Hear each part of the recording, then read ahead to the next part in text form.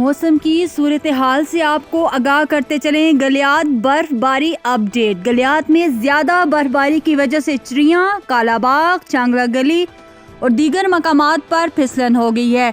GTA district police और traffic police के एहलकार सड़क को क्लियर करने में मसरूफ हैं, लिहाजा तमाम सियाह हज़रात से गुजारिश है कि हरनौ से आगे गलियात की जानब सफ़र करने से परहेज करें। मुकामी अफराद के लिए हर तरफ सफ़र के लिए इजाज़त है। तर्जुमान Abbottabad traffic police.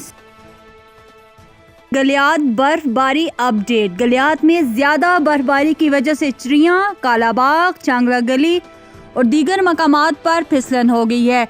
GTA district police और ट्रैफिक पुलिस के एहलकार सड़क को क्लियर करने में मसरूफ हैं, लिहाजा तमाम सियाह हज़रात से गुजारिश है कि हरनौ से आगे गलियात की जानब सफ़र करने से परहेज करें।